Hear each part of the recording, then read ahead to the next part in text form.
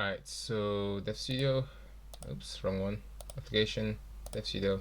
So the first thing we'll need to configure an API is a class to start off. Inside the class we save everything related towards the API, just to keep everything nice and tidy. So we're going to first create our integration class. I'm going to create that inside the integration rule set when this loads. Alright, so first things first, create class. So we can go to app, and then since we want to create inside the integration class, we could just find it here, to be honest. So integration class is here. That's already been made by the system, so we want to create inside here. So we're going to do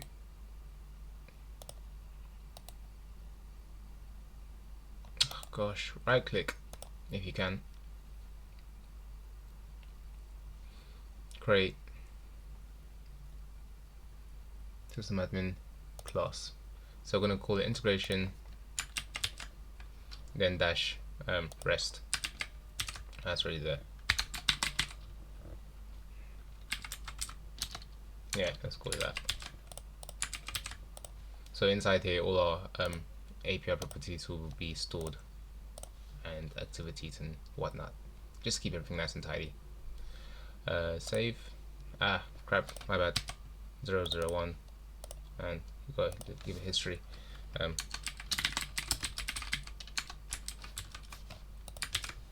Save. Alright, that's done. Refresh,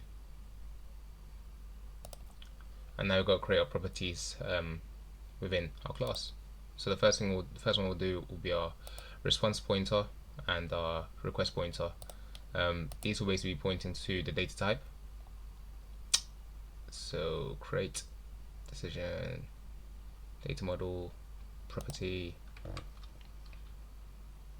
and let's call it response. Get request. Yep, integration rule set, yep. Make sure it's all inside the integration rule set. And here you want to change this to a single page, and we want to point to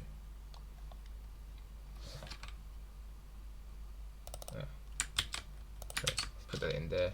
Alright, we want to point to the API one.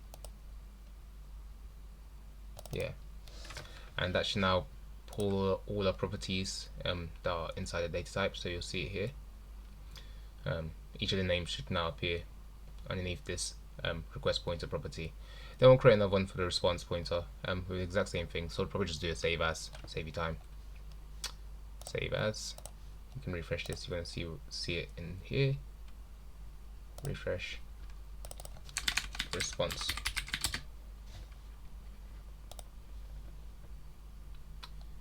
And open that. Yep, same thing, the exact same thing. Save and refresh now. Alright, so we've got two of them in there. It's been saved because the names no longer says new. Data model, property. Alright, so we've got a request pointer and we've got a response pointer. Alright, next step is to create our access group for the API. And they also got to create a service package, then a service rest. So I might as well do access group first. So records.